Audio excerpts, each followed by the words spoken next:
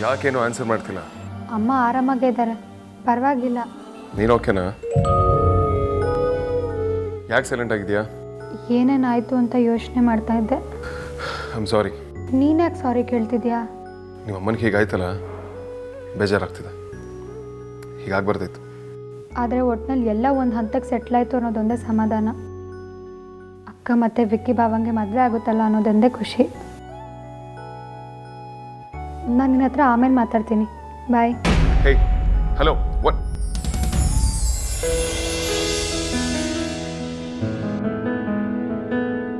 ಆಚಾರಿಗೆ ಏನಾಗಿದೆ?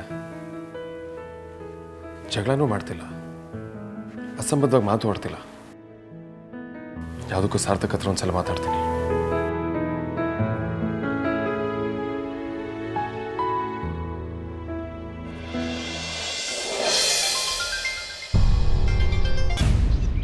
ಹಲೋ ಅಣ್ಣ. ಅಮೂಲ್ಯ, ಅರ್ಜೆಂಟಾಗಿ ನಾವು ಯಾವಾಗಲೂ ಮೀಟ್ ಆಗೋ ಜಾಗ ಬಾ. ಅರ್ಜೆಂಟಾಗ? ಯಾಕಣ್ಣ? ಎಲ್ಲನೂ ಫೋನಲ್ಲೇ ಹೇಳೋಕ್ಕಾಗಲ್ಲ ಅಮೂಲ್ಯ. ಅಲ್ಲಿ ವೇದಾಂತ ಅವನಿಗೇನು ಆಗಿಲ್ಲ ತಾನೇ? ಅವ್ನು ಕಾಲ್ ಮಾಡಿದ್ನಣ್ಣ, ನನಗೆ ಸರಿಯಾಗಿ ಮಾತಾಡೋದಕ್ಕಾಗಲಿಲ್ಲ. ಎಲ್ಲ ಮಾತಾಡೋಣ, ಮೊದಲು ನೀನು ಹೊರಟು ಬಾ. ಸರಿ ಅಣ್ಣ, ಈಗಲೇ ಬಂದೆ.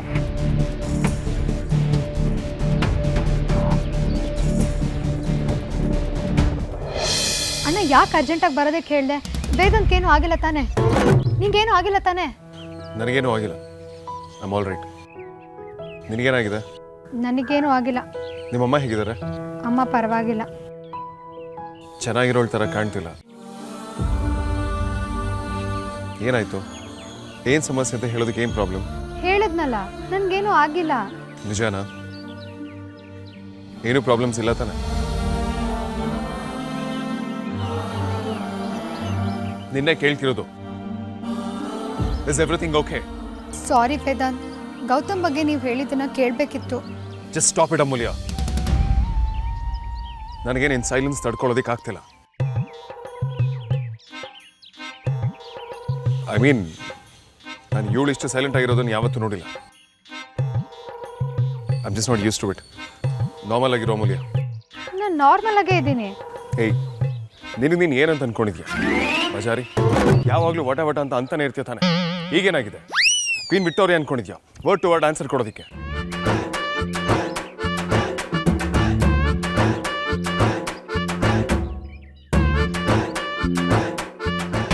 ಅಲ್ಲ, ಇಲ್ಲೇನು ನಡೀತಿದೆ?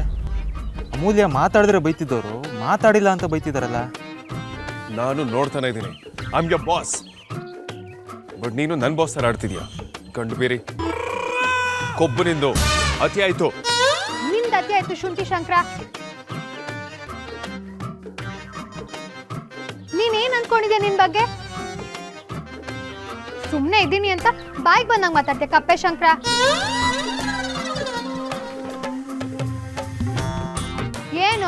ಏನ್ ನಗ್ತಿದ್ಯಾ? ನನ್ನ ಇಷ್ಟ, ನಗೋದಕ್ಕೂ ನಿನಗೆ ಕೇಳ್ಬೇಕಾ?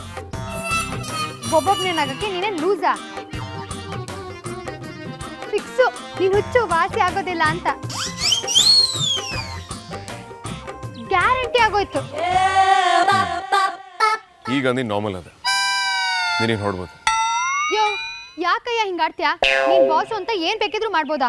ನನ್ಗೆ ಎಷ್ಟು ಕೆಲಸ ಇದೆ ಗೊತ್ತಾ? ಅದನ್ನೆಲ್ಲ ಬಿಟ್ಟು ಅಣ್ಣ ಹೇಳ್ದ ಅಂತ ಇಲ್ಲಿಗೆ ಬಂದ್ರೆ ಬೀದಿ ನಡ್ಕ ಮಾಡ್ತಿದ್ಯಾ? ಸ್ಟಾಪ್ ಇಟ್ ಅಮೂಲ್ಯ.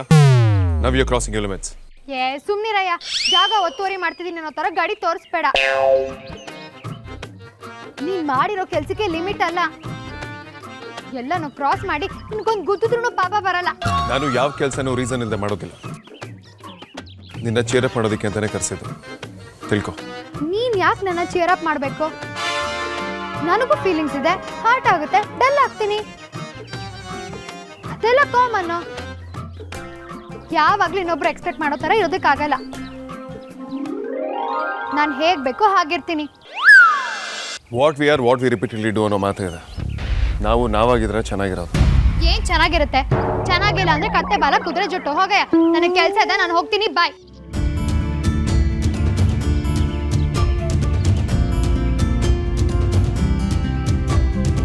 ಸಾರ್ಥಕ್, ಇವಳು ಸರಿಯಾಗ್ಲಿ ಅಂತ ಇವಳಲ್ಲಿ ಕರೆಸ್ತೆ. ಬಟ್ ಇವಳು ಬದಲಾಗೋದಿಲ್ಲ. ಇವಳನ್ನ ಬದಲಾಯಿಸ್ತೀನಿ ಅಂತ ಅನ್ಕೊಳ್ಳೋದೇ it's a stupid thing. I am done. ಬಾಯ್.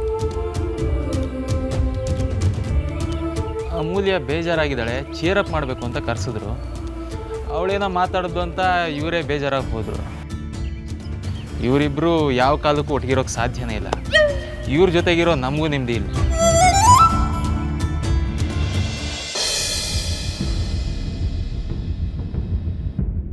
ಇಷ್ಟು ವರ್ಷದ ನನ್ನ ಸಂಸಾರದ ಜೀವನದಲ್ಲಿ ನಾನು ಮೊದಲನೇ ಸಲ ನನ್ನ ಗಂಡನ ಹತ್ರ ಸುಳ್ಳು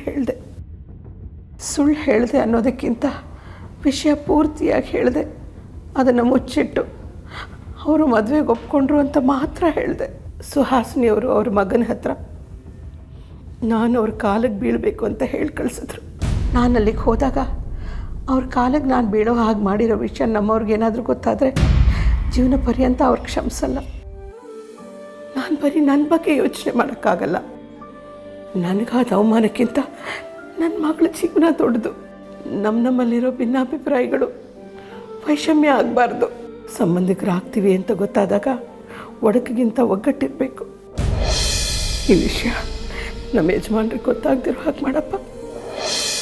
ಆರ್ತಿ ಅವಳ ಆಸೆ ಪಟ್ಟ ಹಾಗೆ ವಿಕ್ರಾಂತ್ ಜೊತೆನೇ ಚೆನ್ನಾಗಿರಲಿ. ಮಕ್ಕಳಿಗೋಸ್ಕರ ಇಷ್ಟೆಲ್ಲ ಮಾಡಿರುವಾಗ ಅವ್ರ ಸಂತೋಷನೇ ನಮ್ಮ ಕನಸು ಅಂದ್ಕೊಂಡಾಗ ಇದನ್ನು ಯಾಕೆ ಮಾಡಬಾರ್ದು ಅನ್ನಿಸ್ತು. ಅದಕ್ಕೆ ಹೀಗೆ ಮಾಡಿದೆ. ಕಾಪಾಡಪ್ಪ.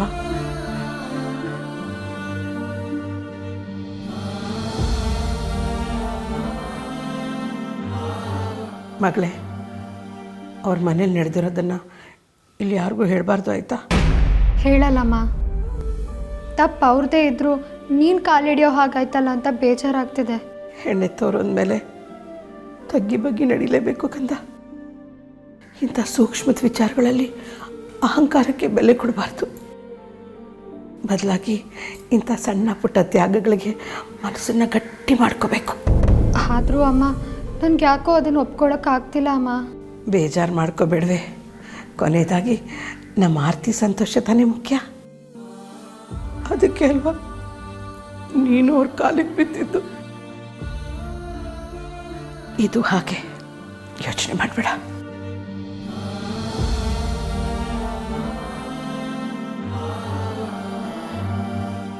ಅಮ್ಮೋ, ನಿನಗೆ ವಯಸ್ಸಿಗೆ ಮೀರಿದ ತಿಳುವಳಿಕೆ ಇದೆ ಕಣೆ. ನಿನ್ನ ಗಂಟಗಿದ್ದಿ. ನಿನ್ನ ಬಗ್ಗೆ ನನಗೆ ತುಂಬ ಹೆಮ್ಮೆ ಅನಿಸುತ್ತೆ.